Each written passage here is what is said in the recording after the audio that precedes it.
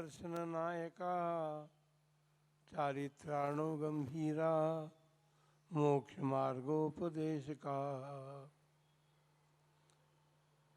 1008 श्री महावीर भगवान की 20वीं सदी के प्रथमाचार्य चारित्र चक्रवर्ती आचार्य श्री शांति सागर जी महाराज की श्रीमद् जैन धर्म की।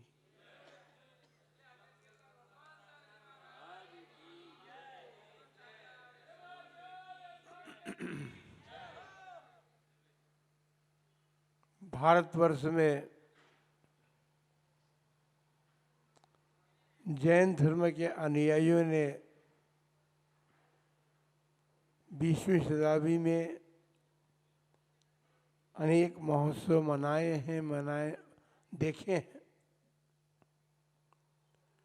सहस्राब्दी महोत्सव भी 2-3 हो चुके। भगवान महावीर का निर्वाण महोत्सव 2500 वर्ष होने को था जब अपन ने मनाया उसको। भगवान गोमटेश्वर बाहुबली के सहस्राब्दी महोत्सव को भी अपन ने देखा है। 1000 वर्ष हो जाने पर भगवान बाहुबली का सहस्राब्दी महोत्सव भी मना था। भगवान महावीर वर्तमान शासन नायक हैं और उनका तीर्थ जो है राजस्थान वासियों का सौभाग्य है कि वो तीर्थ यहाँ पर भी है। भगवान महावीर स्वामी के अतिशय चरित्र महावीर जी में भगवान महावीर का सहस्राब्दी महोत्सव मनाया गया था।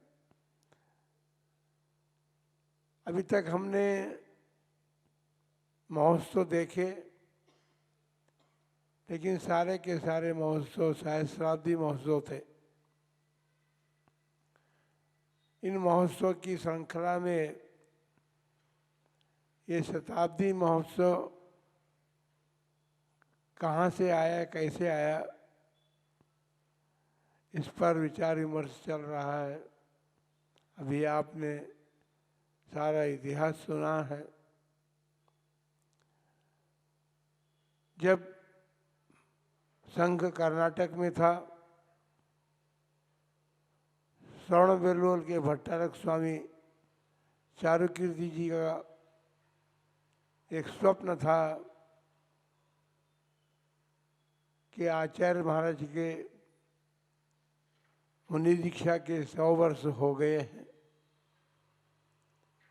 और उन्हीं की परंपरा के संघ के सानिध्य में ये महोत्सव संपन्न हो। यरनाल में, कर्नाटक का यरनाल गांव है, वहाँ पर मुनि दीक्षा का शताब्दी महोत्सव मनाया गया था सन 1920 में।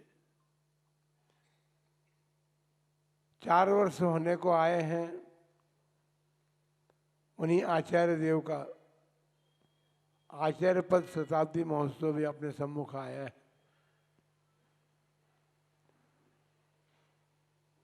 सहस्राब्दी महोत्सव के समय तो अपने समाज में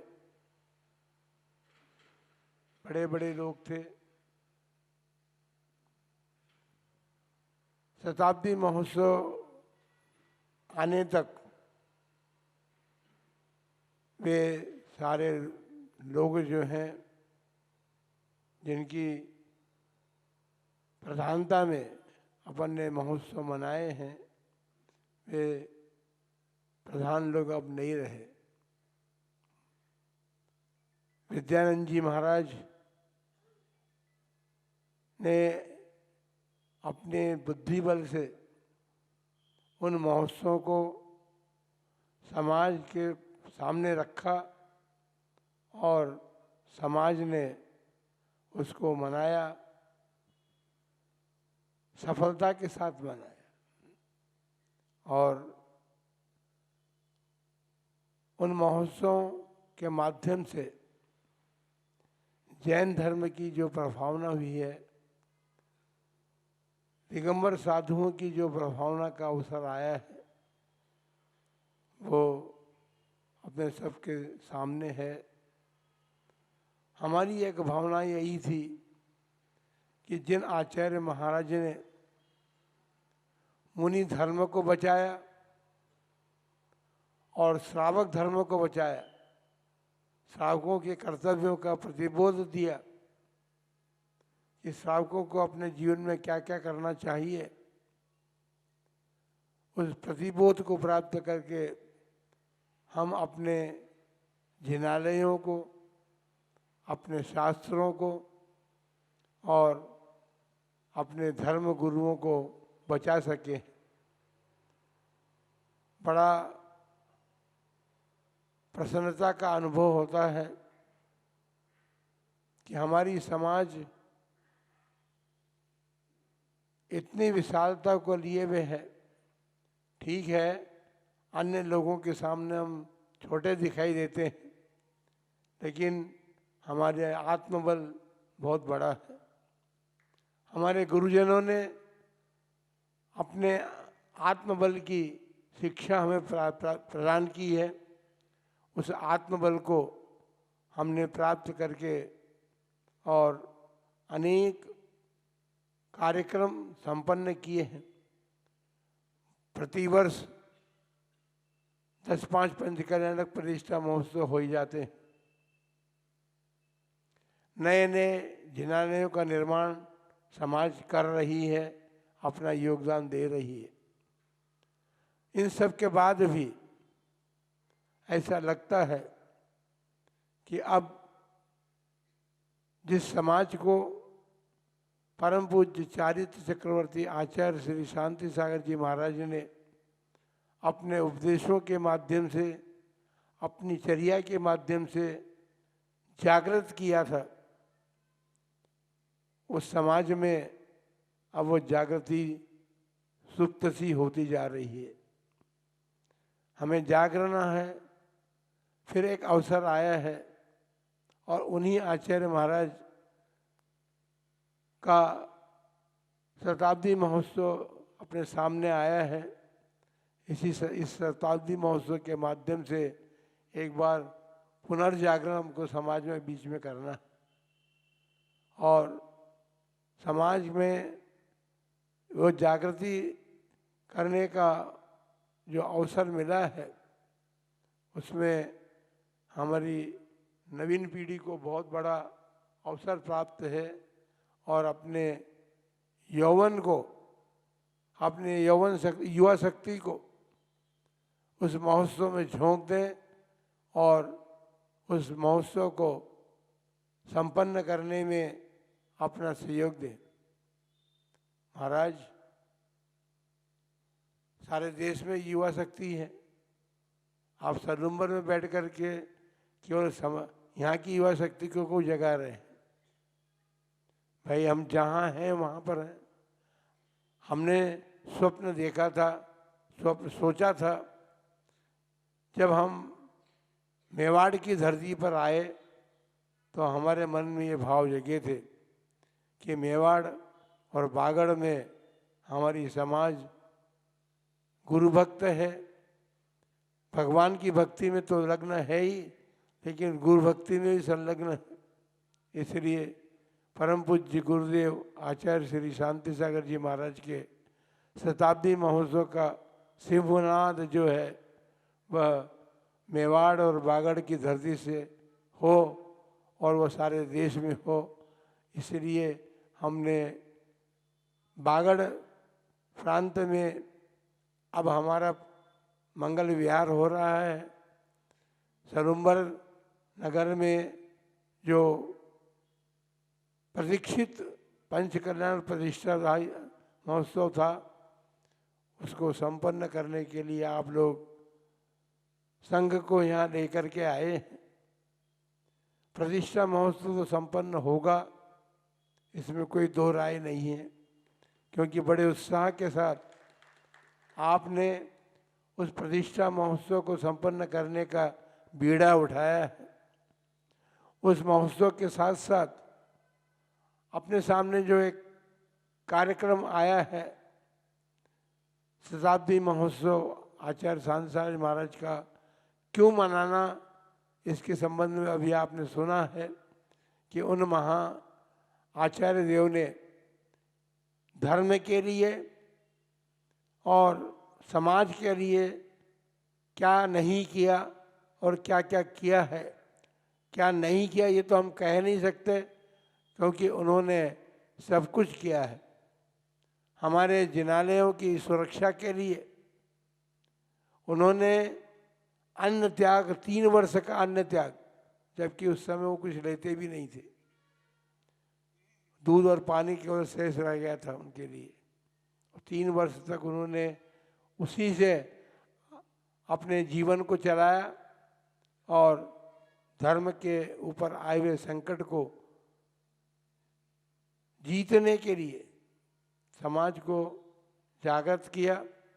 उस समय ऐसे लोग भी थे, बड़े बड़े विद्वान लोग जो थे, उन लोगों ने आचार्य महाराज से ये कहा था, और सोचते थे वो विद्वान लोग और सेठ लोग कि महाराज नासमझी का काम कर रहे हैं। सरकार के सम्मुख हम किस प्रकार खड़े रह कर के अपना काम ही करेंगे, लेकिन वे अडिग रहे, वे डरे नहीं और झुके नहीं।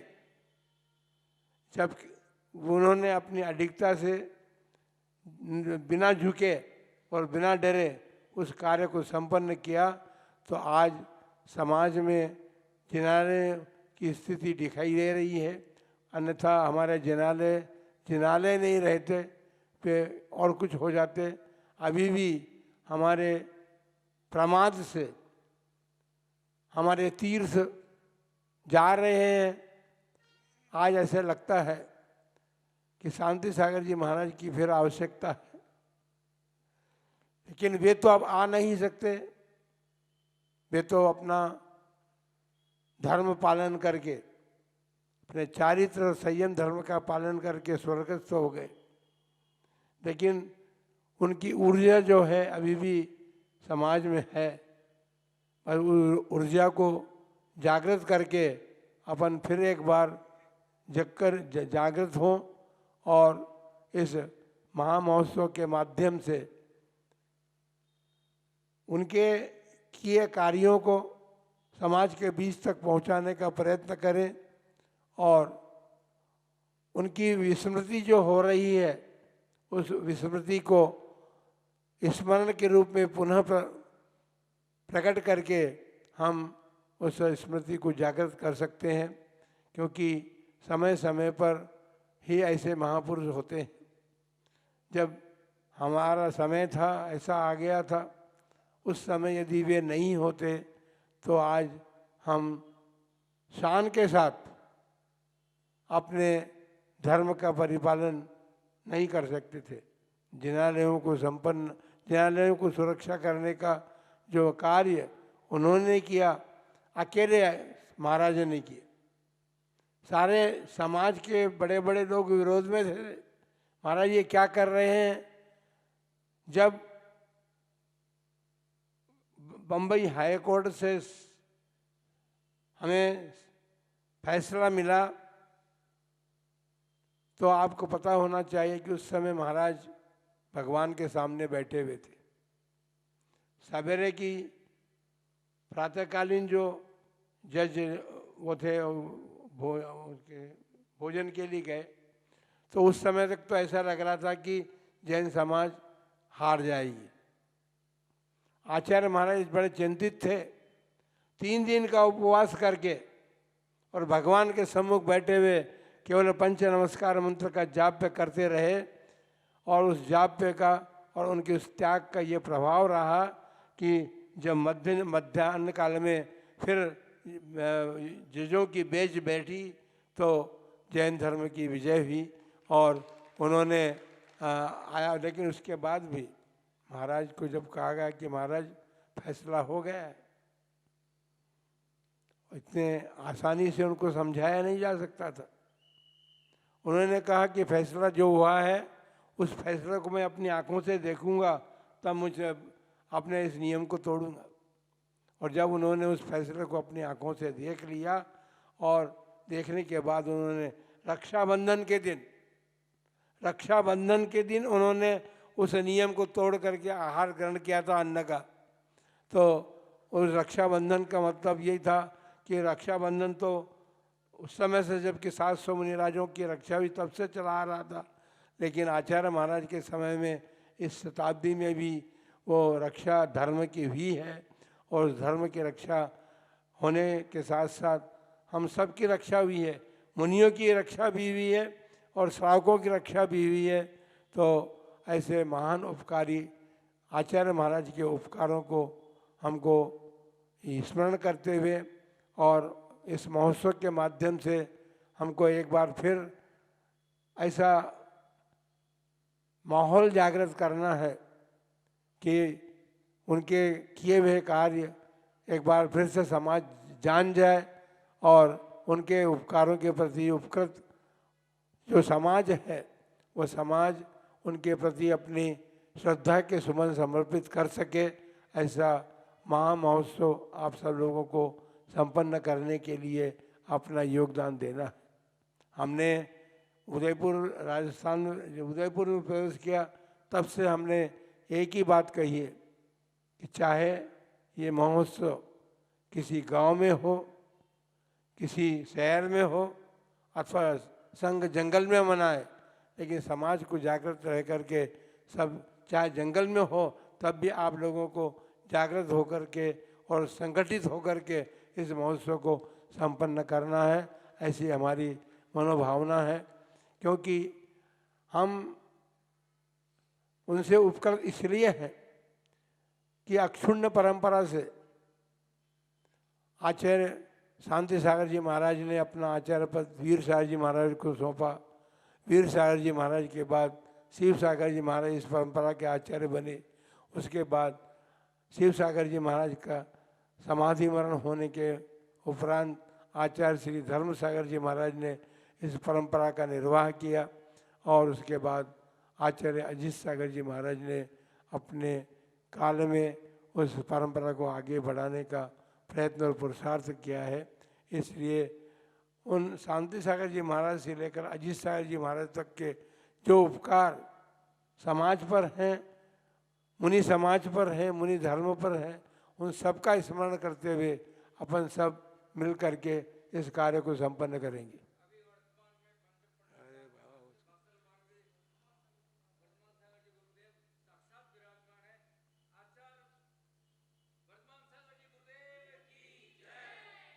सात जनवरी को, अभी दिसंबर चल रहा है, 7 जनवरी को एक भावना है हमारी कि उदयपुर संभाग के लोगों की,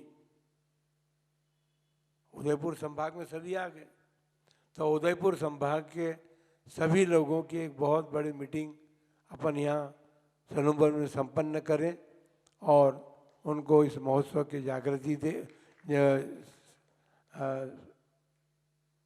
मीटिंग करके उनको ये जागृति प्रदान करें कि अपने को ये महोत्सव करना है और उस महोत्सव को संपन्न करते हुए देखिए आज सौभाग्य है पंच कल्याण प्रतिष्ठा संपन्न कर रहे हैं आप तो, लेकिन इस पंच कल्याण प्रतिष्ठा महोत्सव के अंतर्गत एक दूसरा महोत्सव भी अपने सामने आ गया है। इसको भी अपन संपन्न करेंगे और इसको संपन्न करने के लिए क्या करना है अपने को, इस बात की सूचना समस्त समाज को, मेवाड़ बागड़ अर्थात उदयपुर संभाग समझ लो उसको, उनको समाज को जागृत करेंगे और उस मीटिंग के माध्यम से अपन एक जागृति अभियान शुरू करेंगे जिससे कि समाज में फिर पुनः जागृति हो। क्योंकि इस संभाग की समाज जो है अभी जागृत है, ऐसी बात नहीं है, उसमें जागृति है। और अब तो युवा लोगों को देख करके ऐसा लगता है कि युवा शक्ति जो है उस कार्य को भली भांति संपन्न कर सकती है। इसलिए संभाग के समस्त युवा वर्ग को जागृत करेंगे और उसके साथ साथ समाज को जागृत करके इस महा महोत्सव को संपन्न करेंगे। यद्यपि शताब्दी महोत्सव का प्रारंभ अनेक लोगों ने शुरू कर दिया है, लेकिन हमारी ये भावना थी कि 100 वर्ष पूरे होने के बाद अपन शताब्दी महोत्सव मनाना प्रारंभ करेंगे। तो 2024 में वह 100 वर्ष पूरे होने को हैं, क्योंकि सन 1924 में आचार्य महाराज ने आचार्य पद पर प्रतिष्ठित होकर के और इस बागडोर को संभाला था। तो 1924 से लेकर 2024 तक 100 वर्ष पूरे हो जाएंगे।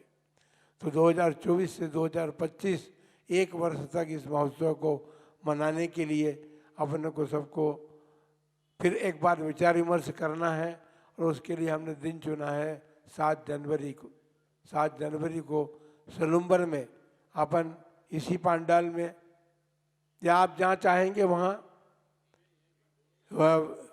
जो भी होगा तो विशाल मीटिंग में अपन इस कार्य को संपन्न करने का योजनाबद्ध तरीके से और उसका आगाज़ करेंगे या प्रारंभ करेंगे। तो आप सब लोग इस बात के लिए तैयारी करें। आप ये मत समझना कि हमारे पंचकल्याण प्रतिष्ठा महोत्सव है उसमें ये बाधा तो नहीं आ रही है, ऐसी बाधा नहीं आ रही है। उसमें तो पंचकल्याण प्रतिष्ठा तो होगी, उसमें एक कार्य और विशेष रूप से अपने को करने का सौभाग्य मिल रहा है। इसलिए इस कार्य को संपन्न करने के लिए जो दिन हमने चुना है उस दिन अपने को सबको पूरे उदयपुर संभाग के लोगों को बुलाना है और यहाँ पर एक मीटिंग करके सबको उसकी सूचना दे करके जागृत करना है। जय बोलो महावीर भगवान की।